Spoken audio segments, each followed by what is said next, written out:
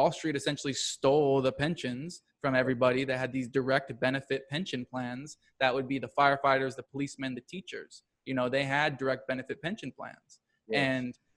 And that's just not a thing anymore, because the reason why pensions were even a concept, right, was because back when Ford Motor Company created the 40-hour work week, that was their invention, right? They brought that to America. Before that, most people understood that entrepreneurship and entrepreneurism was the way to go instead of being an employee, because they were trying to figure out what we would do at the end of our life for retirement. And this was the way they were sold to become employees. They said, Ford Motor Company said, come work for us for 40 hours a week and retire after 30 years or whatever when you're 65, and we'll take care of you with a direct benefit pension plan that will pay out until you die.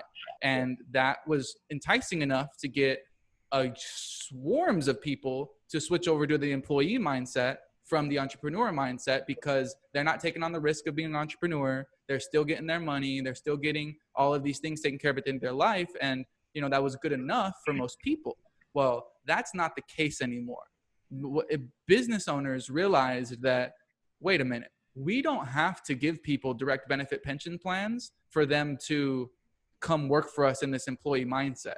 We've done this for long enough that they're just going to be employees. So we don't have to do this. So the direct benefit pension plans are a thing of the past. Now they have things like 401ks, 403bs, which are not retirement vehicles. A salesman will sell it to you as a retirement account vehicle, but it's a tax deferred account, right? And people are using these for that. Go ahead. In terms of the employer would have a defined benefit, a defined benefit. But now your 401k, your retirement plan is based on what you can contribute. Correct. Change things, but go ahead. And and it's majorly different, right? And people, I think the message got lost over time that where you should be learning and the greatest return for your time and your cash flow would be to invest in yourself, to learn some financial literacy, to understand the entrepreneur side of things, not the employee side of things, and understand innately how to make money over here. Because we're not talking about a small business, 1 to 10 employees, anything like that. We're talking about big business, 500 employees or more.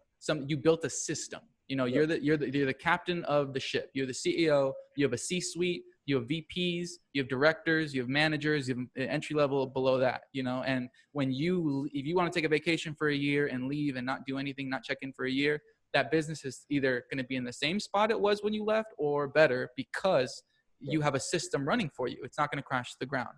Versus a small business owner where they are the choke point of their organization. If they don't show up to work, then nothing gets done. No growth is going to happen. They are the motor. And the difference is being able to employ more people and create a system that's working for you.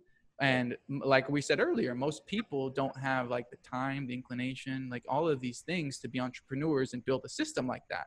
So what we did is we decentralized the business model so that we can get co-vestors, not investors. Co-vestment is in the sovereign jurisdiction, and we can come together so that we innately hedge the risk of doing it by yourself, because we have proven leadership and track records of people that are successful doing these kinds of things, starting businesses and cash flowing. That's already in our group. So now you can benefit from their knowledge by putting in with us in this sovereign trust, so we all can acquire an asset that will cash flow for us, whether it's a business or a piece of commercial real estate, or even residential real estate for the baby boomers that are downsizing, in certain states. Whatever it is, if you weren't able to acquire assets like that by yourself before because you didn't understand how, or you didn't have the money to, or it was too risky, that's not an excuse anymore. That's a thing of the past. You can now open an IVA account, co-vest with 21 coins of a precious metal. And now that you have this account, you can keep storing your wealth there, like your savings account, right? If you put $100 a week into your savings in this fiat position, stop doing that. It's devaluing. Instead, save in your IVA. Put $100 a week in your IVA, which is growing in a silver position, so that you can then throw it in with me and you and the 1,000 other people that are financially literate enough to understand this. And we all can squish it together. That's what syndication is. We're syndicating together so that we can acquire something that cash flows. And then we're all in the game. And it's the sky's the limit from there. It's rinse, lather, repeat. And we build these cash flows and we free ourselves and become wealth generators. That's the mission here. That's the message, guys.